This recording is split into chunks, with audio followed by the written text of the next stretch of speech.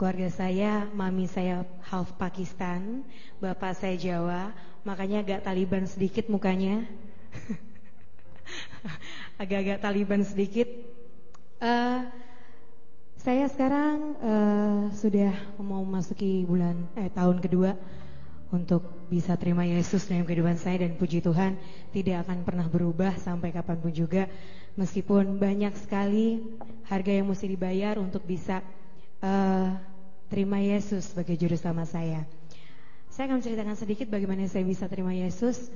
Awalnya adalah karena iseng, tapi saya tahu Tuhan gak pengen kita iseng untuk mengenal Dia. Awalnya saya buka-buka Alkitab teman saya yang ketinggalan. Saya punya sahabat namanya Dede. Dia Kristen dari kecil. Kita ketemu lagi di Jakarta. Waktu itu dia main ke rumah saya waktu hari Minggu. Hari Minggu setelah itu kita ngobrol-ngobrol seperti biasa, dan dia pulang. Ketika pulang, Alkitabnya ketinggalan di rumah saya. Saya penasaran. Saya orang yang sangat penasaran. Saya buka-buka itu Alkitab. Ketika saya buka, ada tulisan, kita patut percaya bahwa Yesus benar-benar ada. Saya hanya tahu Yesus adalah Tuhannya orang Kristen, tapi saya nggak tahu kalau Yesus adalah jalan kebenaran. Saya termasuk orang yang sangat taat beribadah. Semua ibadah saya kerjakan, mulai dari 5 waktu, 10 waktu, sunnah, tidak sunnah, wajib, tidak wajib, saya lakukan. Saya tidur jam 11, setelah buka Alkitab saya tidur jam 11. Saya bangun jam 1 untuk melaksanakan sholat tahajud. Ketika saya sholat tahajud,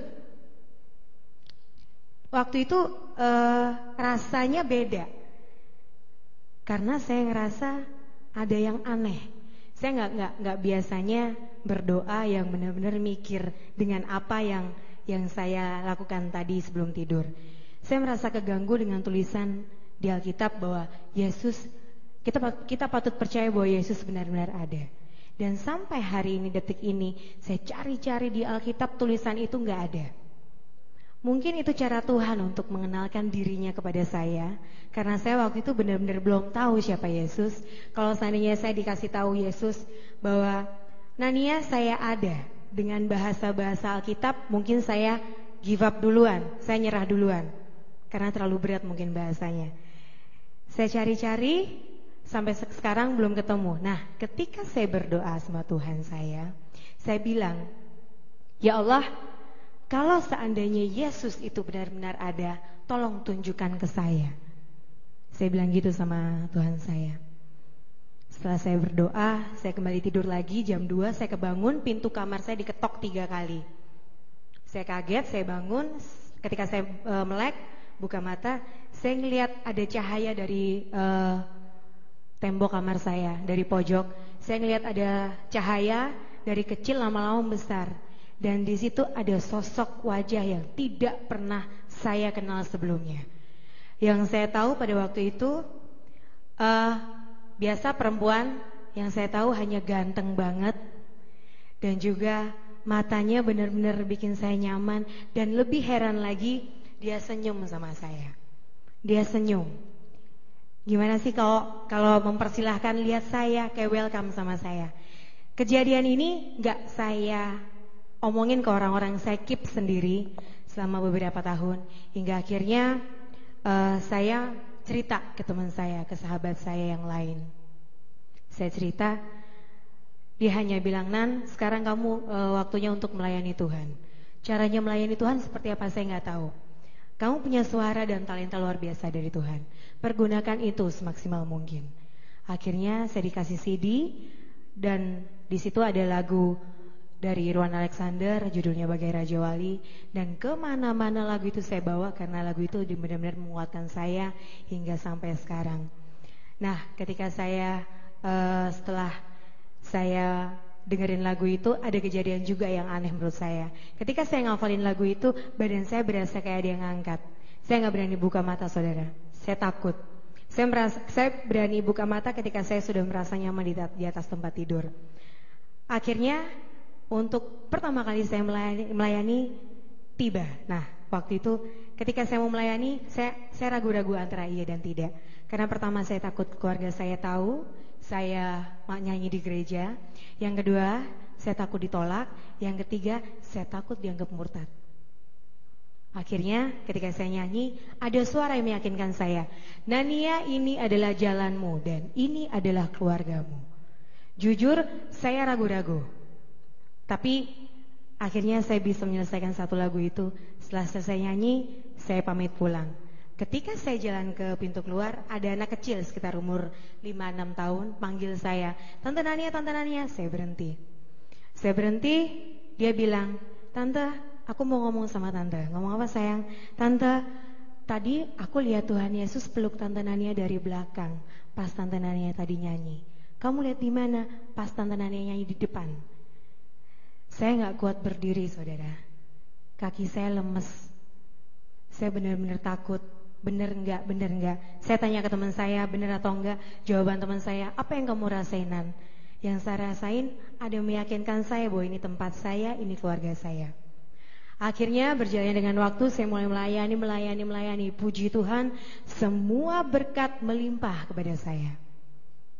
Saya berasa kayak anak bayi yang sekali nangis, mau apa dapat, kerjaan semuanya deal. Tidak ada yang tentatif, semuanya fix. Hingga akhirnya saya memutuskan untuk dibaptis. Setelah saya dibaptis, kehidupan saya berubah total. Saya bukannya senang lagi, saya malah babak belur. Pertama, keluarga saya tahu saya terima Yesus.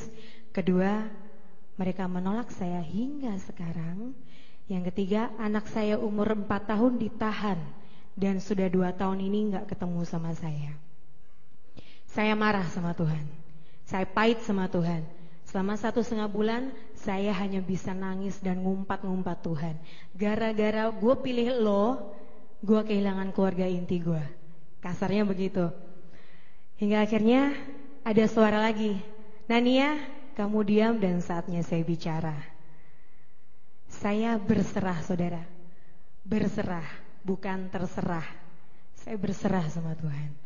Ya kalau memang seandainya sudah seperti ini, ya sudahlah. Saya ngikutin aja apa yang dimauin sama Tuhan. Apa yang dimau, apa yang diingin Tuhan, saya ikutin. Lebih parah lagi, ketika saya dengar mami saya mau dicerain sama bapak saya lebih hancur lagi. Cuman kata kuncinya adalah cuman kita harus berserah dan percaya sama Tuhan. Hingga akhirnya berjalannya dengan waktu, dari sudah setahun ini, bapak saya yang paling keras. Karena bapak saya, baju-baju saya, lukisan saya di rumah dibakar semuanya. Hingga anak saya nanya, Eyang, kenapa bajunya mami dibakar? Kamu gak punya mami udah mati. Coba gimana perasaan seorang ibu dibilang kita masih hidup tapi dibilang mati. Saya pahit sama Tuhan. Hingga saya berserah dan Tuhan buka jalan. Tuhan gak diam ternyata. Tuhan buka jalan. Pada bulan 2-3 bulan yang lalu, bapak saya untuk pertama kali SMS saya. SMS-nya sangat sederhana banget, tapi buat saya itu sungguh luar biasa. Tulisannya adalah, Nia, bapak kangen. Bayangin, udah bertahun-tahun nggak pernah telepon, nggak pernah SMS. Begitu SMS ngomong, Nia, bapak kangen. Dan lebih parah lagi, bapak saya dulu ngumpat-ngumpat saya kafir, murtad. Dan kalau seandainya berani datang ke rumah saya bakal bunuh kamu. Tapi saya gak tinggal diam, saudara. Saya semuanya serahin sama Tuhan. Kuncinya adalah berserah dan percaya. Dan puji Tuhan sampai sekarang bapak saya masih bisa terima saya. Sudah bisa terima saya, tinggal mami saya yang masih keras. Tapi suatu saat saya percaya keluarga saya akan dimenangkan sama Tuhan. Dan anak saya saking jengkelnya mami saya ke saya, anak saya dimasukin ke sekolah Islam. Tapi gak apa-apa, meskipun Islam atau apalah itu, yang pasti dan yang paling penting, dia harus percaya bahwa Yesus adalah jalan kebenaran. Saya percaya itu, dan suatu saat nanti saya minta dengan segala kerendahan saya, minta doanya untuk keluarga saya juga di tempat ini, dengan keluarga baru saya di sini.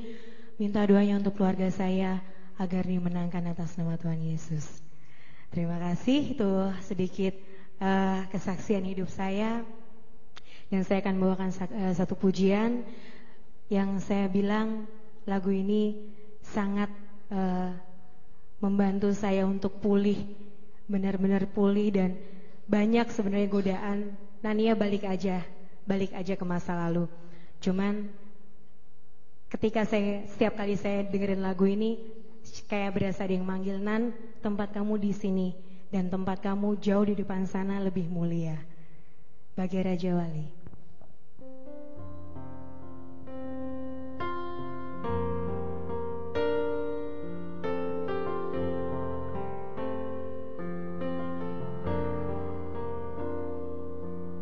Hanya kepadanya ku kan berlari di saat ku bimbang dalam hidupku, yang aku percaya dalam hadiratnya ada kekuatan yang baru. Walau ku melangkah dalam tekanan, badai pencobaan datang menghadang, yang aku percaya dalam hadiratnya ada kekuatan yang baru.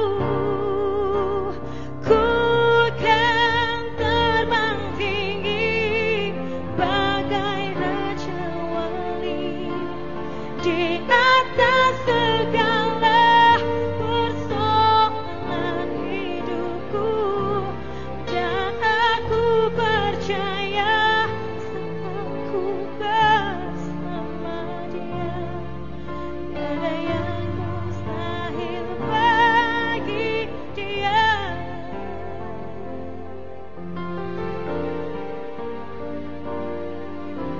Walau ku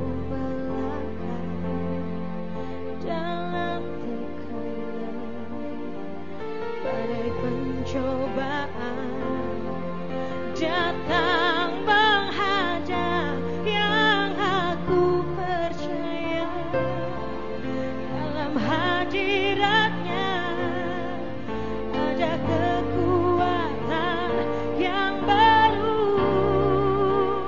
Ku kan terbang tinggi bagai Raja Wali di atas segala persoalan hidupku, dan aku percaya saat ku bersama Dia, tiada yang mustahil bagi Dia.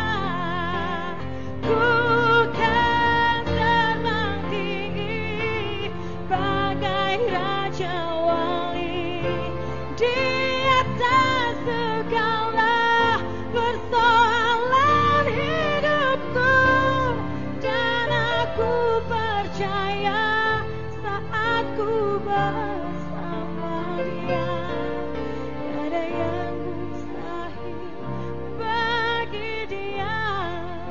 Oh, tiada yang mustahil bagi Dia. Oh, tiada yang mustahil bagi Dia.